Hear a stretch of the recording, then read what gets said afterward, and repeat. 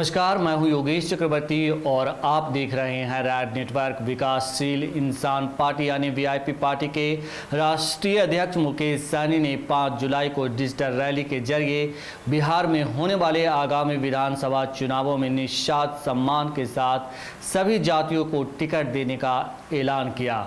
Mission 2020 Bihar विधानसभा चुनाव की तैयारी, पार्टी की विचारधारा, नीति, सिद्धांत और विजन को लेकर आयोजित इस डिजिटल रैली में उन्होंने कहा कि अति पिछड़ों के समर्थन के बिना बिहार में किसी की भी सरकार नहीं बनती। आज अति पिछड़े समाज में हमारी पार्टी की पैठ है, इसीलिए सरकार बनाने में महत्वपूर्ण भूमिका हम निभाएंगे। जीतने वाले क्षेत्र को हम चिन्हित भी कर रहे हैं। साथ ही मुकेश सहनी ने वीआईपी को हिंदुस्तान की पहली ऐसी पार्टी बताया जो सभी तरह के चुनावों में और आगे आने वाली बिहार विधानसभा चुनाव में 33% से अधिक सीटों पर अत्यंत पिछड़ा समाज को टिकट देकर चुनाव लड़ाएगी। कोरोना महामारी के बीच में चुनाव का समय नज़दीक आ चुका है और जिस तरीके से पूर्व में चुनाव का तैयारी होता था उस तरीके से इस बार तो होना नहीं है।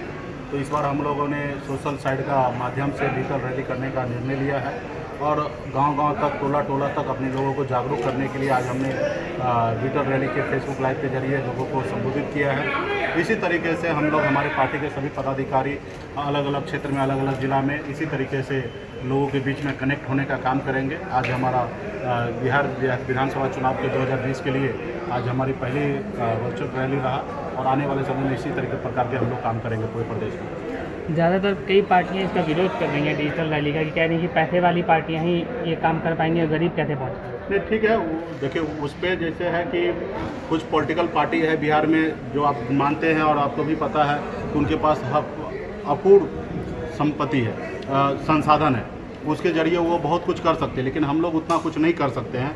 तो इसलिए हम लोगों ने चाहते हैं कि हम लोग जितना हो सकता है उतना हम लोग सोशल साइड का भी ध्यान लेके काम करेंगे। जनता के बीच में कनेक्ट होने का कोशिश करेंगे, जनता के बीच में जाएंगे, जनता का दुख दर्द सुनेंगे, समझेंगे और फिर उसके अनुकूल राज्य में रह के काम करेंगे।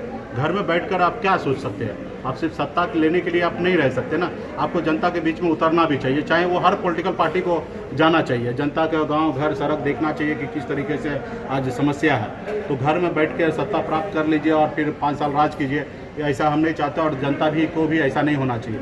तो इसलिए हम लोग चाहेंगे जनता के बीच में भी जाए, सरकार उसके लिए कायदा कानून नियम लागू करे, चुनाव आए और उसको हम लोग पालन करते हुए जाएंगे।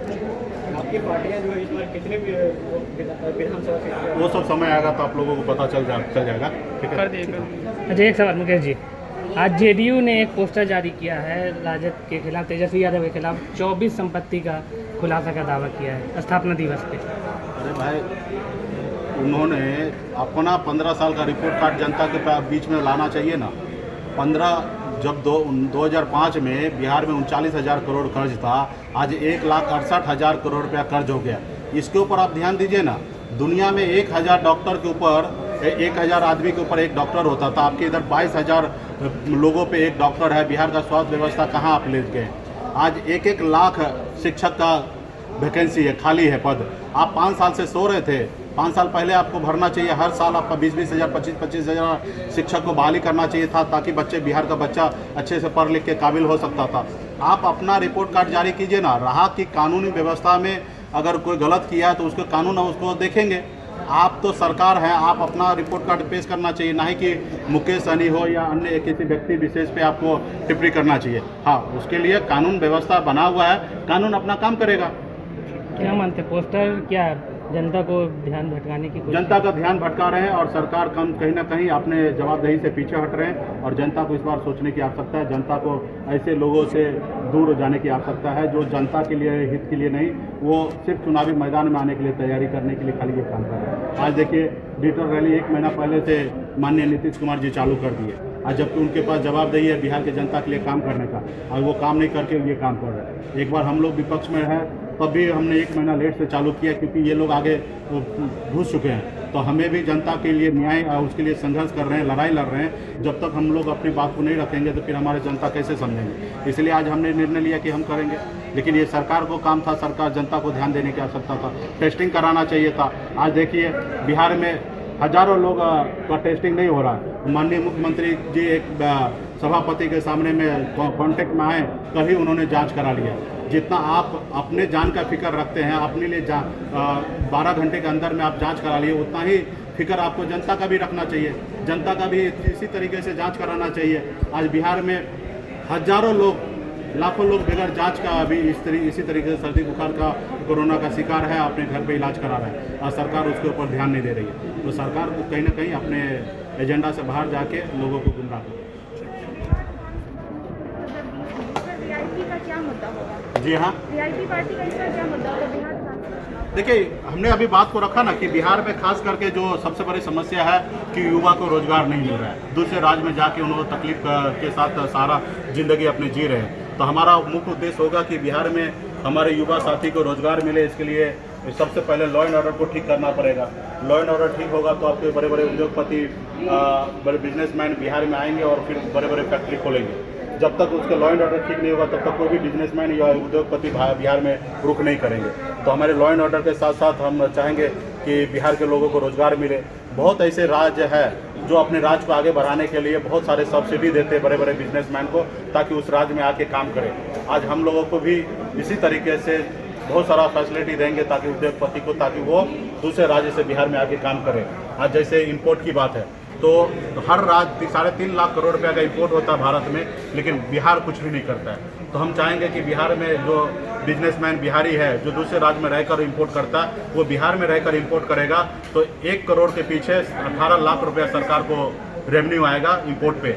18,000 रुपया GST के तौर पे उनको कलेक्ट होगा और 18 लाख रुपया कलेक्ट होगा तो उसमें 9 लाख रुपया केंद्र सरकार का जाएगा, 9 लाख रुपया राज्य सरकार को मिलेगा। तो हम ये तो इजीली करा सकते हैं। तो इसके लिए थोड़ा सा फैसिलिटी देने की आवश्यकता है, बैंक गारंटी देने की आवश्यकता है, ताकि बड़े बड़े उद्योगपति बिहार में आए। तो ऐसे बहुत सारा काम है जो करने की आवश्यकता है, लेकिन कहीं ना कहीं ये जो सरकार है वो बिहार तक ही सीमित रहे। अपने जीवन काल में संघर्ष किए, बिहार के मुख्यमंत्री बनने के बाद बिहार में रहे, बिहार से बाहर क्या हो रहा है माननीय मुख्यमंत्री जी को पता नहीं है। तो इसलिए हम लोग बाहर रह चुके हैं, हमें पता है कि किस तरीके से बिहार में रेवेन्यू जनरेट किया जा सकता है। उसके ऊपर हम आने वाले समय में काम करेंगे। छोटे छोटे स्मॉल इंडस्ट्री को हम लोग बढ़ावा देंगे। आज बिहार में आप छोटे स्मॉल इंडस्ट्री को बढ़ावा देंगे तो नेपाल तक अपने सामान को आप बेच सकते हैं। तो बहुत सारे चीज़ हम लोगों को काम करनी चाहिए।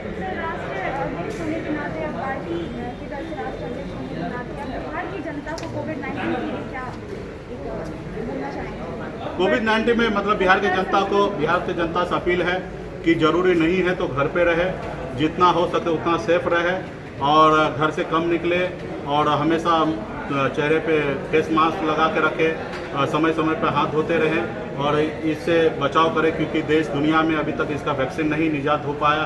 तो इससे डरने की आवश्यकता है और इसको मतलब जहाँ ज़रूरी है फिर वो आप काम कर सकते हैं, जहाँ ज़रूरी नहीं है वहाँ पे आप सुरक्षित रहें।